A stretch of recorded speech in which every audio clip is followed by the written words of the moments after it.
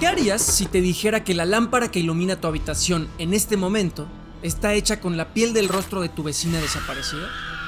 En 1957, la policía entró a una granja en Wisconsin y encontró exactamente eso.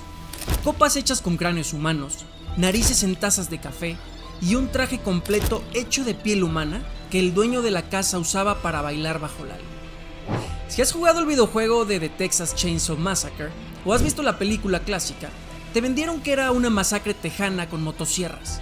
Pero la historia real, la que Hollywood suavizó porque era demasiado enferma para las pantallas, ocurrió en un pueblo congelado. La ejecutó un solo hombre y los detalles oficiales del expediente te van a revolver el estómago. Hoy vamos a abrir el archivo policial del carnicero real que inspiró a Leatherface. Y te lo advierto, la realidad hace que el videojuego parezca una caricatura para niños. Bienvenidos al podcast en donde desenterramos el lado más oscuro del true crime, el gaming y la cultura pop. Quédate hasta el final porque hoy vas a descubrir por qué el sheriff que investigó el caso murió de horror literal días después.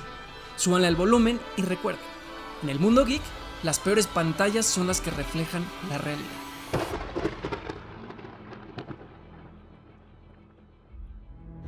A ver, si eres fanático del terror o si le has metido horas al brutal videojuego asimétrico de Gun Interactive, sabes perfectamente de qué va la estética.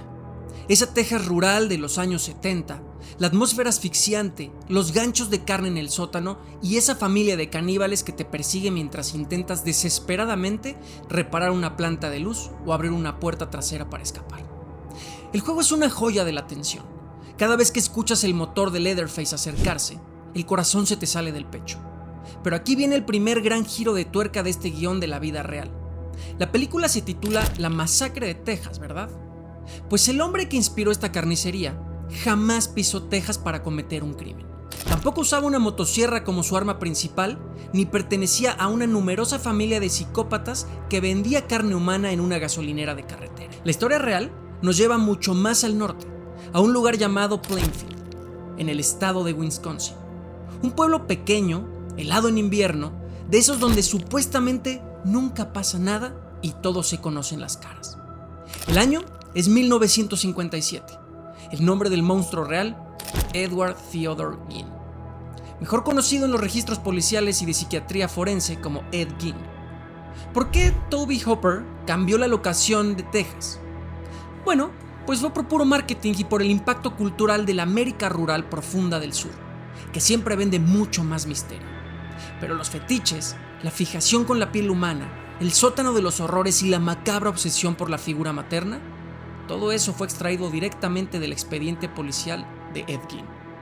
Si has jugado el videojuego de The Texas Chainsaw Massacre, habrás notado que el mapa de la casa de la familia está repleto de detalles perturbadores. Lámparas hechas de huesos, restos biológicos por todos lados y una atmósfera de suciedad extrema. Déjenme decirles algo, los programadores se quedaron bastante cortos.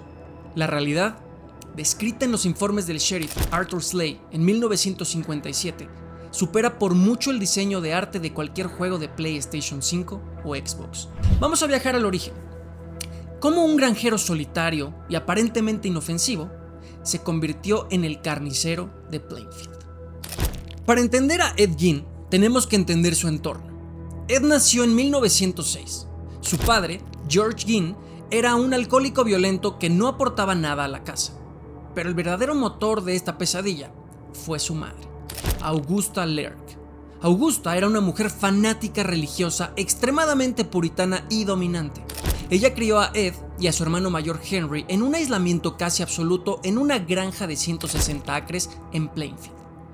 Augusta les repetía todos los días que el mundo exterior estaba maldito, que las mujeres eran la encarnación del pecado y los instrumentos del demonio, y que cualquier deseo sexual los llevaría directo al infierno. Ed no tenía amigos, su único universo era esa granja y las palabras de su madre. Desarrolló una relación de amor y dependencia y un temor patológico hacia ella. Era una fijación psicológica tan profunda que los psiquiatras criminalistas posteriores la calificaron como un caso extremo de complejo de Edipo no resuelto. En 1940 muere su padre. En 1944, el hermano mayor, Henry, muere en extrañas circunstancias durante un incendio en la propiedad. Aunque los informes oficiales de la época atribuyeron la muerte de Henry a una asfixia por el humo, el examen forense posterior notó extraños golpes en la cabeza. Sin embargo, nadie sospechó del tímido y callado Ed. Y entonces, en diciembre de 1945, el mundo de Ed Gein se derrumba por completo. Augusta sufre un derrame cerebral y muere. Ed se queda completamente solo en esa enorme y fría granja.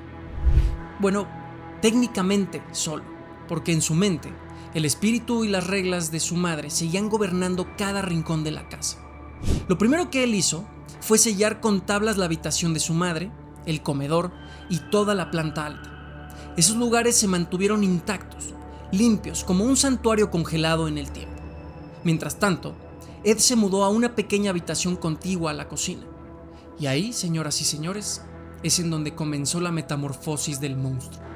Sin la presencia física de su madre para controlarlo, la mente de Gein empezó a desviarse de maneras indescriptibles. Empezó a devorar libros de anatomía humana, historias de los campos de concentración alemanes y relatos sobre atrocidades médicas. Pero lo que más le obsesionaba era la idea de cambiar de sexo. No desde una perspectiva de identidad de género moderna, sino desde un deseo psicótico de convertirse literalmente en su madre. Quería meterse dentro de su piel. ¿Y cómo consigues piel humana en un pueblo de Wisconsin en los años 50 sin que nadie se dé cuenta? Él comenzó a leer los obituarios en el periódico local.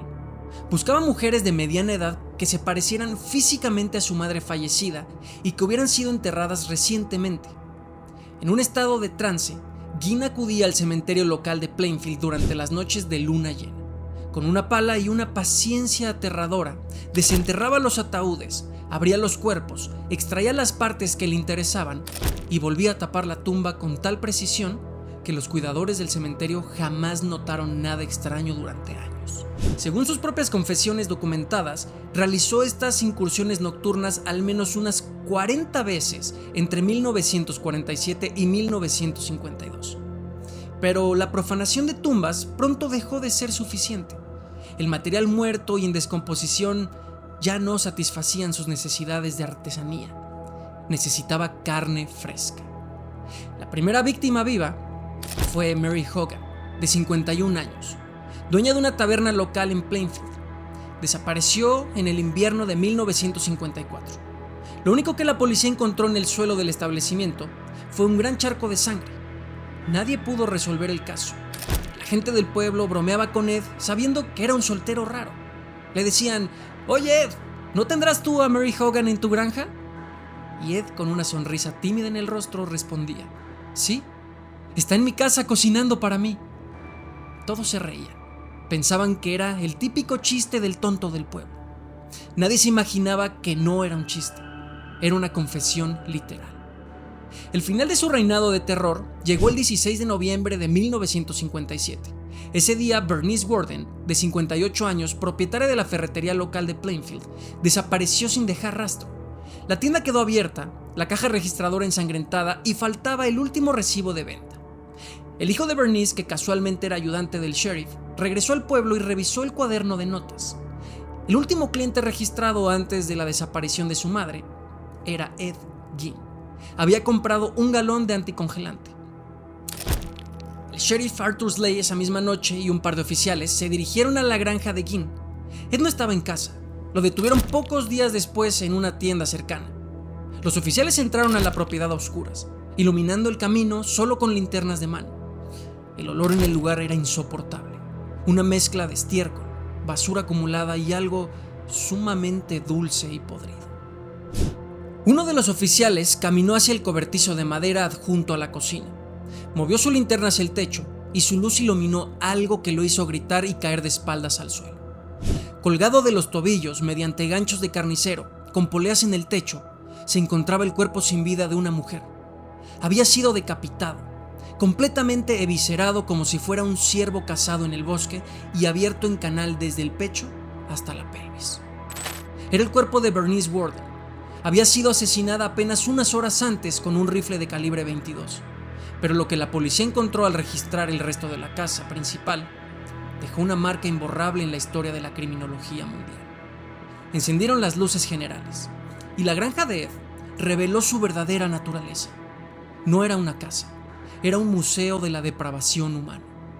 Voy a leerles textualmente una lista extraída directamente de los inventarios oficiales del reporte policial de la escena del crimen del 17 de noviembre de 1957.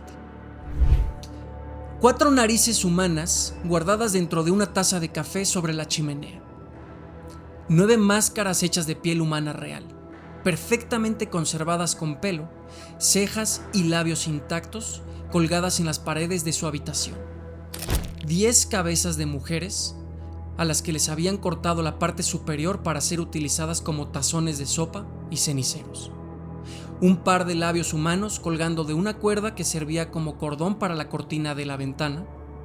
Un cinturón confeccionado completamente con pezones femeninos. Sillas tapizadas no con tela, sino con piel del torso humano. Y el hallazgo más macabro de todos, un chaleco completo, un traje de mujer hecho con la piel del torso y los muslos de varias víctimas que Ed utilizaba para vestirse por las noches mientras bailaba bajo la luz de la luna en su patio, pretendiendo ser su madre. Díganme si esto no les resuena o les resulta familiar. En el videojuego de The Texas Chainsaw Massacre, cuando juegas como superviviente y te escondes en los armarios o revisas las habitaciones de la planta alta de la casa, ves exactamente ese tipo de decoraciones grotescas.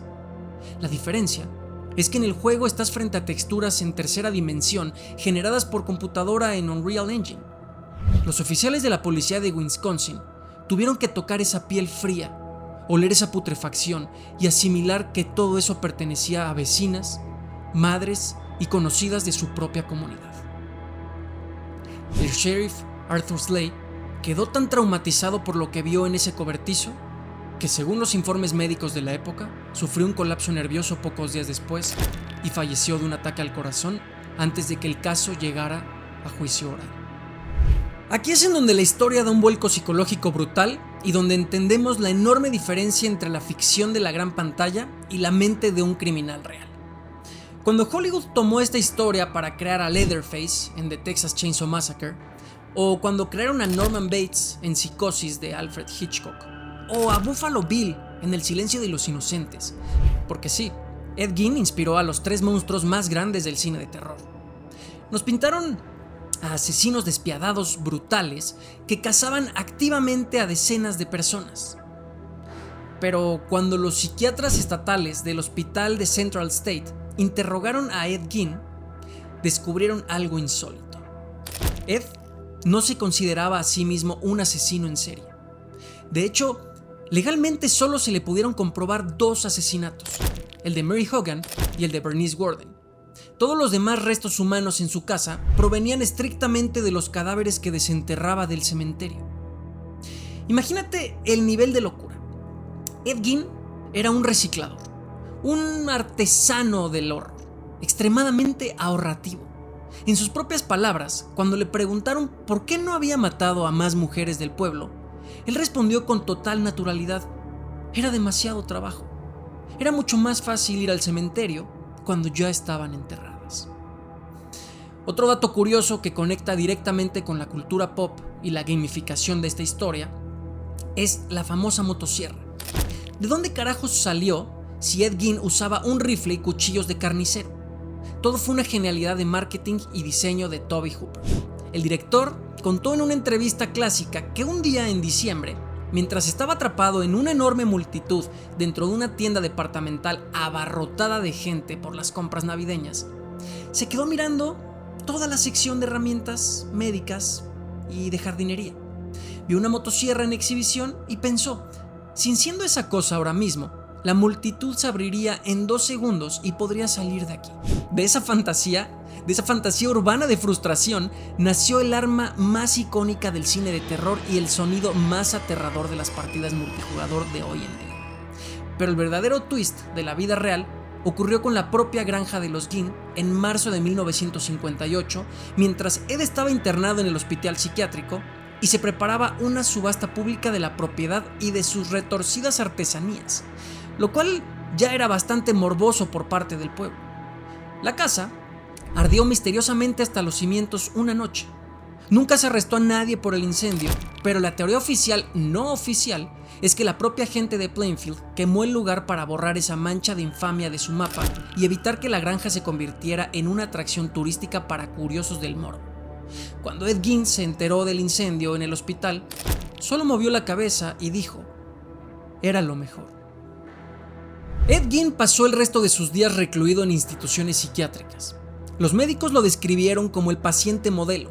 Era educado, amable, servicial, jamás mostró un solo arranque de violencia y pasaba las tardes leyendo revistas haciendo manualidades sencillas de madera.